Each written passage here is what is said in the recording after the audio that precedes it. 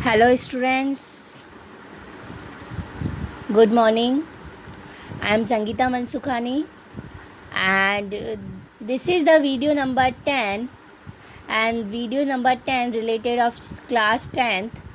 And in this video, I will be explain NCERT textual questions of chapter number 4th, carbon and its compounds. So please focusly you see, and then after practice. Question first. Ethane with the molecular formula C2H6 has A 6 covalent bonds, second 7 covalent bonds, C 8 covalent bonds, and D 9 covalent bonds. So how many covalent bonds in ethane? So first you see ethane, that is means 2 carbon, 1 and 2, and then hydrogen 6. So this is carbon 1 bond formed, so remaining 3 bond by hydrogen, and this carbon also 3 hydrogen remaining. So sigma bond, that is means covalent bond, that is means sigma bond, single bond 1 2 3 4 5 6 and 7. Okay, so 1 2 3 4 5 6 7. So 7 covalent bonds present in ethane. Question number 2. Butanol.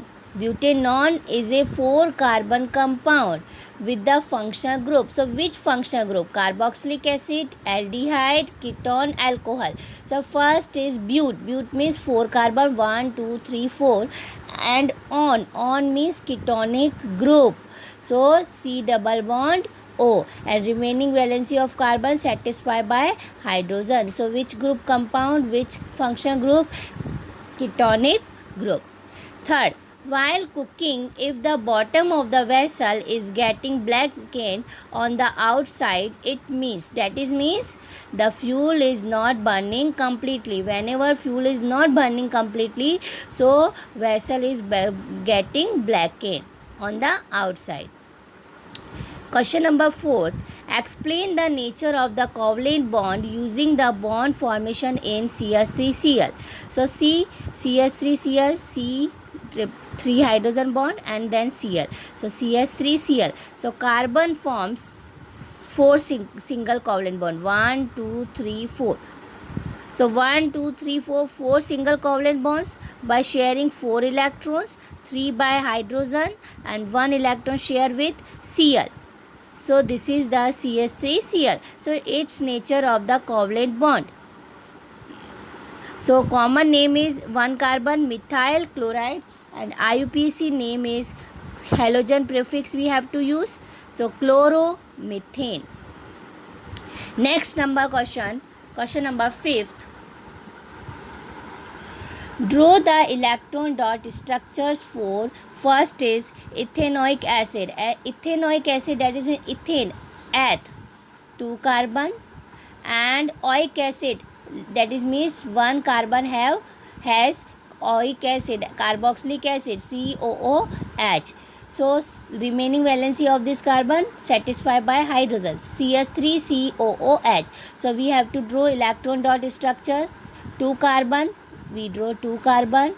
So this is carbon attached with 3 hydrogen, 1 2 3, and this carbon 1 by oxygen, double bond oxygen, and 1 by OH. So C double bond O, we write this structure, C CH3, C double bond O, OH.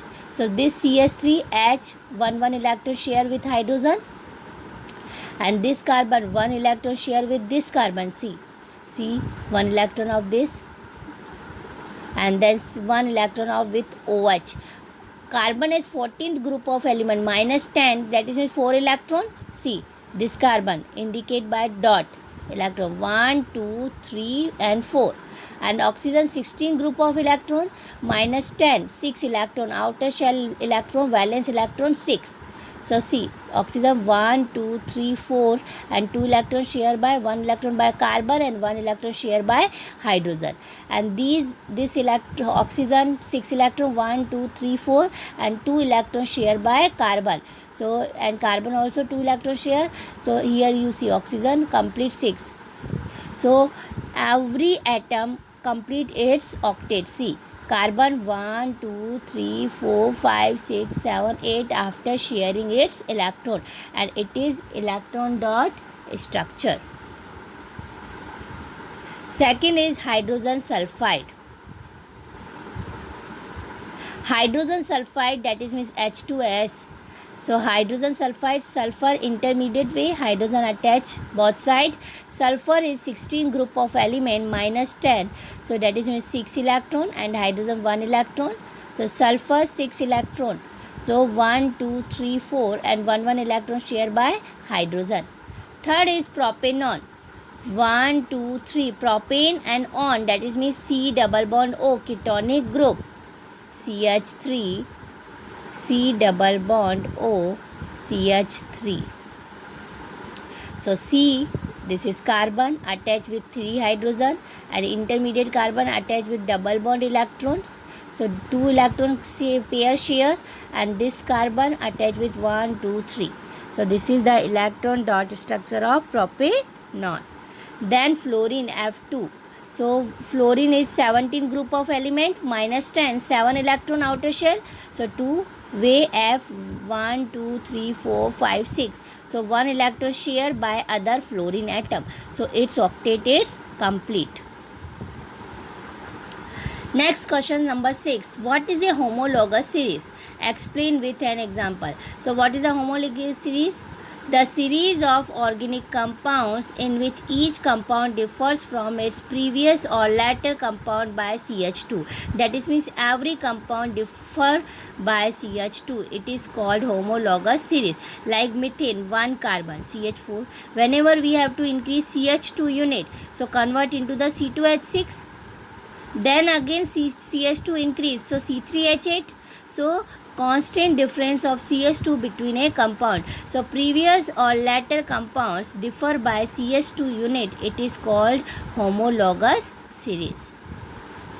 Next question. Question number 7. How can ethanol and ethanol acid be differentiated on the basis of their physical and chemical properties? So we have to differentiate ethanol and ethanoic acid physical properties. That is means its check smell, bitter smell, and ethanoic acid pungent smell. Melting point of ethanol 156 Kelvin and melting point of ethanoic acid 290 Kelvin. Boiling point of ethanol 351 Kelvin and boiling point of ethanoic acid 391 Kelvin. Chemical properties. First two experiment given here. So on adding it to sodium bicarbonate NaHCO3, we have to also can say sodium hydrogen carbonate. So whenever add sodium bicarbonate in alcohol, so CO2 gas produced. But whenever we have to add in oic acid, that is means acid, so CO2 gas is not produced. That is means we have to easily find it is alcohol and one other is acid. Second is reaction on adding is alkaline KMnO4. Alkaline KMnO4, that is means basic KMnO4, that is means potassium permanganate. So the color of ethanol does not disappear, but ethanoic acid color disappear. So these are two experiment given for ethanol and ethanoic acid. Next question is 8th. Why does micelle formation take place when soap is added to water? So will a micelle be formed in other solvents such as ethanol also? So see, the soap molecules are made up of long carboxylic chain of sodium or potassium. One end hydrophilic and second end hydrophobic. Hydrophilic, that is means attract water, that is means interact with water, and second is hydrophobic, dissolve in hydrocarbon and not interact with water. So this is the soap molecule definition and cleaning action. When the solution of soap or detergents comes in contact with the dirt of the clothes, so the polar tail gets attached towards the dirt and while the polar head gets attracted towards the water. So the dirt along with the polar tail is towards water, pulled towards water, and the water becomes dirty, and dirt from the clothes get easily removed. When soap is dissolved in the water, the soap molecules form rings. It is known as micelles. And when dirt clothes are put into the water, these micelles capture the dirt particles within their rings and suspend them in water. And I already discussed these questions in the last of the chapter. So easily this is the soap action, cleaning action. Whenever soap dissolve in water, so easily dirt remove. But soap, it is not for hard water, so we have to use detergent. And micelle not easily form in other solvent. Ninth number, why are carbon and its compound used as fuels for most application? Why? Because carbon and its compound have high thermal capacity. So on burning them, so large amount of heat is used, so which can be put into several use. So it is used as fuels for most application. Next question, 10th. Explain the formation of scum. Scum means precipitate. PPT. When hard water is treated with soap. So hard water contains salt of calcium and magnesium. When soap molecules come in contact with these salt, so they form a curdy white precipitate. That is means scum. Insoluble in water, it is called scum. So hard water, it is not treated with soap because soap form, it is a curdy like white precipitate. It is insoluble in water. So for hard water we have to use detergent. Next, what change will you observe if you test soap with litmus paper, red and blue? So soap is alkaline in nature, that is means basic. So basic, that is means, so the blue litmus paper will remain blue, but red litmus convert into the blue. What is a hydrogenation and what is its industrial application? So hydrogenation, that is means we have to see alkene convert into the alkane whenever addition of hydrogen. So we have to take everyday life example, industrial example, vegetable oil. Vegetable oils are unsaturated, that is means double bond carbon. Unsaturated fats having double bonds between the sum of their carbon atoms. But whenever vegetable oils like groundnut oil is heated with hydrogen in the presence of nickel catalyst, so oil turns into unsaturated fat convert into the saturated fat, double bond convert into the single bond, and it is called vegetable ghee, and otherwise we have to say vanaspati ghee. And this is reaction is called hydrogenation of oil. So oil is unsaturated and convert into the saturated fat is a vegetable ghee, and this reaction is called hydrogenations of oil. See, vegetables oil RCR double bond CRR. Hydrogenation, that is mean addition of hydrogen in the presence of nickel catalyst, heat, double bond, so unsaturated fat, and this is convert double bond open and hydrogen both of side attached, so the double bond convert into the single bond. So vegetable oil unsaturated fat and vegetable ghee saturated fat, because the oil converted into the ghee.